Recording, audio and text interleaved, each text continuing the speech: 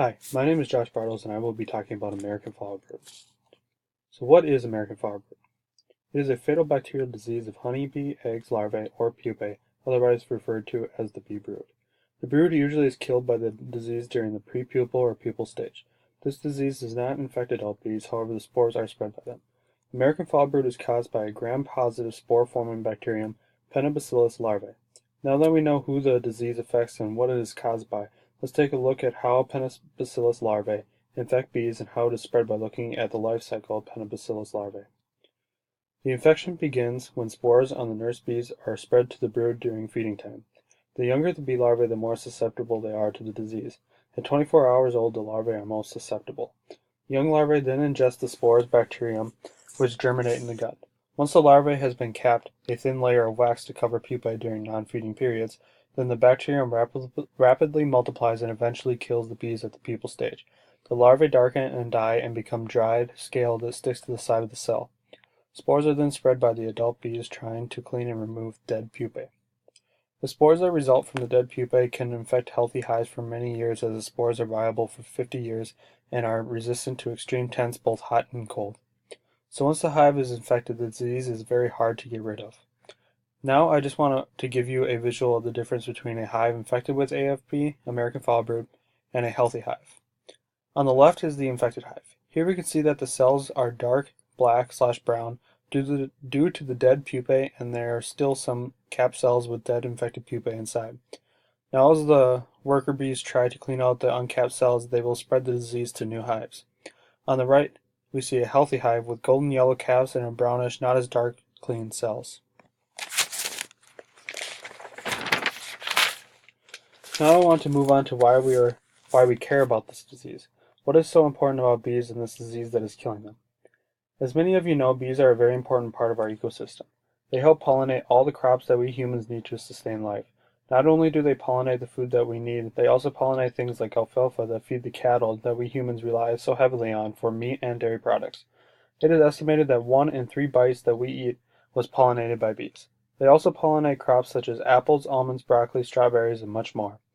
To put this all into a dollar amount, bees are responsible for pollinating $15 billion worth of U.S. crops alone, and their disappearance would result in a global economic loss of $5.7 billion annually. The bees have been disappearing for many years now, and one of the reasons is American flowerbird, as it is the most widespread and destructive of the bee brood diseases. However, there are 2 antibiotic treatments that are known to be effective against American flowerbird, including terramycin and tylosin. But there are multiple problems that have been found when using these antibiotics as a treatment. Raymond et al. In 2017 found that these antibiotics are harming the beehive's overall health. Furthermore, the antibiotic family that these 2 antibiotics belong to was shown by Mentrino et al. To cause bone and tooth deformities for fetuses and breastfeeding infants. So when bees have been treated by terramycin and tylosin, there are measurable amounts of terramycin and tylosin found in their honey, and the consumption of honey is no longer safe for those at risk. Due to the broad-spectrum toxicity of antibiotics, both harmful and good gut microbes are wiped out when hives are treated. This broad-spectrum activity decreases the gut diversity of bees and decreases their health. Finally, the use of antibiotics eventually leads to bacterial resistance to antibiotics, and a study done by Murray and Aristine in 2006 found that 58% of hive field samples were antibiotic resistant. Due to multiple problems with the antibiotic treatments and the viability of Pentabacillus larvae spores, it is recommended to just burn all infected colonies. Researchers have taken notice of this problem in recent years and have come out with viable alternatives to help treat and/or prevent American flowerbird. Kuznetsova et al. Looked into inhibition activity of essential oils on the Pentabacillus larvae. The researchers used 2 different strains of Pentabacillus larvae. They used a strain from the Czech collection of microorganisms called CCM 4488 and a Slovak field strain. They tested the inhibition activity in many different types of plant essential oils, including sage, anise, oregano, caraway, thyme, rosemary, clove, chamomile, and fennel. Concentrated essential oils at 2 amounts, 5 microliters and 10 microliters, were applied to sterile discs on MYPGP agar along with Pentabacillus larvae.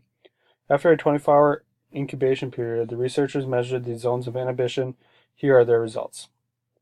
There are two different figures. The top figure shows the zones of inhibition of different essential oils at a concentration of 5 microliters. The bottom figure is the same, however the concentration is 10 microliters.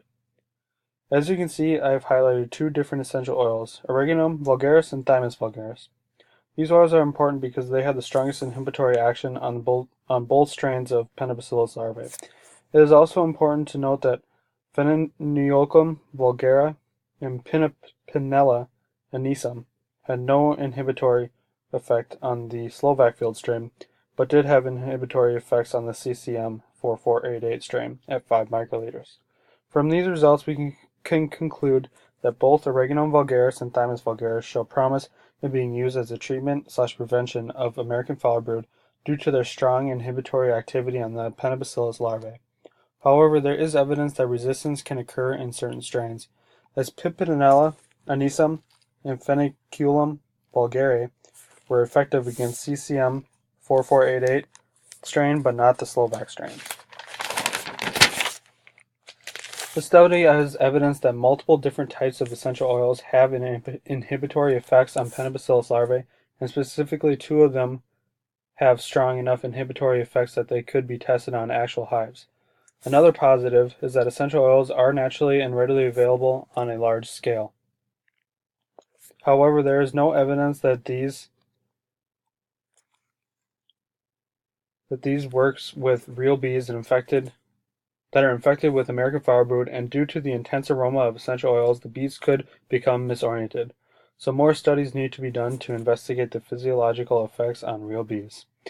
A more recent study, done by Brady and colleagues in 2017, investigated bacteriophages as a possible replacement for antibiotics. Bacteriophages are highly specific viruses that only infect and replicate in specific bacteria. The researchers' first objective was to identify bacteriophages that would kill a wide range of Pentabacillus larvae strains. They had a total of 39 Pentabacillus larvae-specific phages in which they tested their effectiveness of killing 59 different field strains of Pentabacillus larvae. They then picked the 3 best phages to be included in the phage cocktail to treat beehives based on their effectiveness of lysing field strains of Pentabacillus larvae. Once the phage cocktail was made, the researchers acquired 10 healthy hives that were American foul brood negative. These hives were divided into 2 groups. 5 were sprayed with a mock treatment of sugar water, and 5 were treated with the phage cocktail in sugar water. Both hives were placed near hives that were known to be infected with American foul brood. The 2 hives were then treated with their respective treatments 3 times in the first 10 days, and then observations as well as Hitchcock scores were taken on day 0 and every 2 weeks for 8 weeks. The 10 healthy hives were used to test the phage's ability to protect against American foul brood when housed near hives infected with American foul brood. And here are the results. At day 0 and 2 weeks, all 10 hives were healthy and American foul brood free.